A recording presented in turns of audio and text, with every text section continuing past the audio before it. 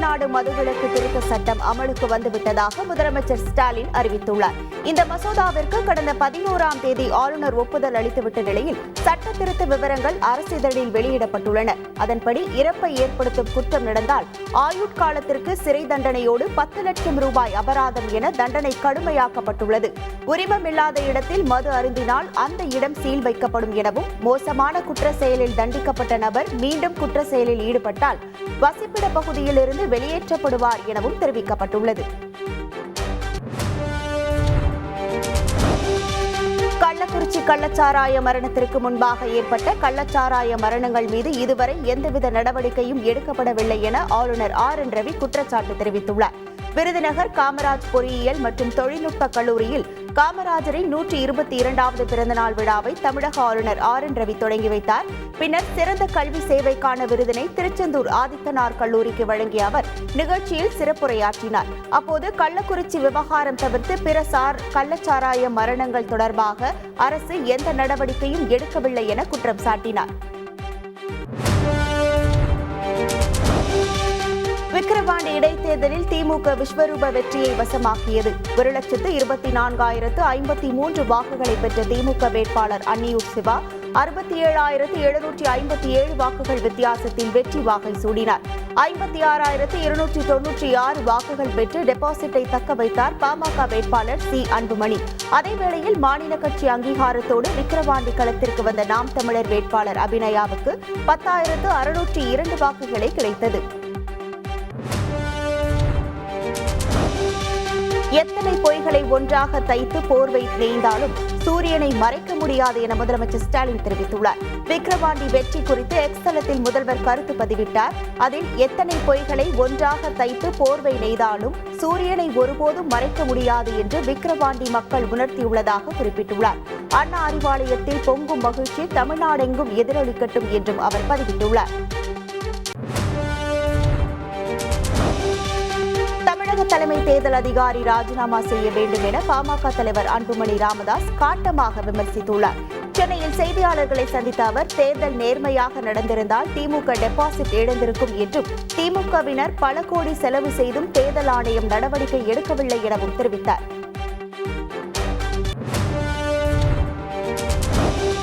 ஊழல்வாதிகளிடம் நாடு சிக்கிவிட்டதாக தேமுதிக பொதுச் செயலாளர் பிரேமலதா விஜயகாந்த் தெரிவித்துள்ளார். SDPI கட்சி சார்பில் தமிழ் சுடர் விருதுகள் வழங்கும் விழா சென்னையில் நடைபெற்றது. இதில் மறைந்த தேமுதிக தலைவர் விஜயகாந்துக்கு அறிவிக்கப்பட்டிருந்த காயிதே மில்லத் விருதை தேமுதிக பொதுச் செயலாளர் பிரேமலதா விஜயகாந்துக்கு SDPI தலைவர் நெல்லை முபாரக் வழங்கினார். நிகழ்ச்சியில் பேசிய பிரேமலதா விஜயகாந்த் நாடு கொள்ளையர்கள் வசம் சென்றுவிட்டதாக வேதனை தெரிவித்தார். நீட் தேர்விற்கு எதிராக நிச்சயம் ஜல்லிக்கட்டு போராட்டம் போல் மீண்டும் போராட்டம் வெடிக்கும் என தமிழரசன் மாணவர்கள் தெரிவித்துள்ளனர். சென்னை ஜார்ஜ் டவுன் பகுதியில் உள்ள மாவட்ட ஆட்சியர் அலுவலகம் அருகில் தமிழரசன் மாணவர்கள் சார்பில் 50க்கும் மேற்பட்ட மாணவர்கள் மருத்துவ கடவுக்கு தடையாக இருக்கும் நீட் தேர்வை தடை செய்ய வலியுறுத்தி கண்டன ஆர்ப்பாட்டத்தில் ஈடுபட்டனர். தஞ்சை சங்கமம் நம்ம ஊரு திருவிழாவில் ஆயிரக்கணக்கான பொதுமக்கள் பங்கேற்றனர். விழாவில் நையாண்டி மேளம், கரகாட்டம், தப்பாட்டம், பொய்க்கால் குதிரை ஆட்டம், ஒயிலாட்டம், கோலாட்டம், சிலம்பாட்டம், பொம்மலாட்டம் என கிராமிய கலைகளில் 500க்கும் மேற்பட்ட நாட்டுப்புற கலைஞர்கள் அசத்தினர்.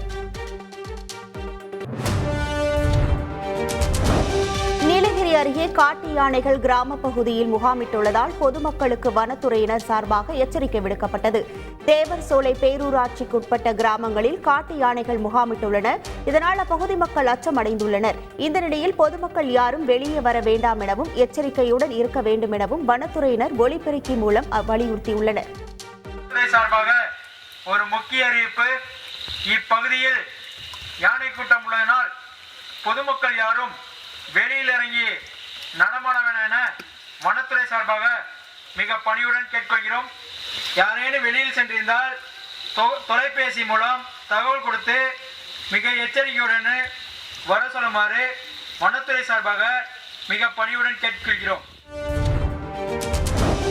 ஓசூர் அருகே மாநில எல்லையான ஜவளகிரி வனப்பகுதியில் இருந்து வெளியேறிய 3 காட்டு யானைகள் கண்டனக்கானப்பள்ளி கிராமத்தில் உள்ள விவசாய நிலத்தில் சுற்றித் திரிந்ததால் மக்கள் அச்சமடைந்தனர். இதனையடுத்து காட்டு யானைகள் அங்கிருந்து அருகில் உள்ள முள் பிளாட் பகுதிக்கு சென்றது.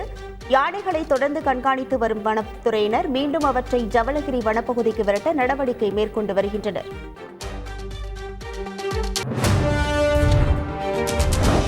ஈரோடு மாவட்டம் வீரப்பஞ்சத்திரம் பேருந்து நிறுத்தம் அருகே மதுபோதையில் இருந்த இருவர் சாலையில் சண்டையிட்டனர். அப்பகுதியில் பொதுமக்கள் ஏராளமானோர் சென்று கொண்டிருந்த நிலையில் போதை ஆசாமிகள் இருவரும் சாலையில் உருண்டு புரண்டு சண்டையிட்டது அப்பகுதியினரை முகம் சுளிக்க வைத்தது.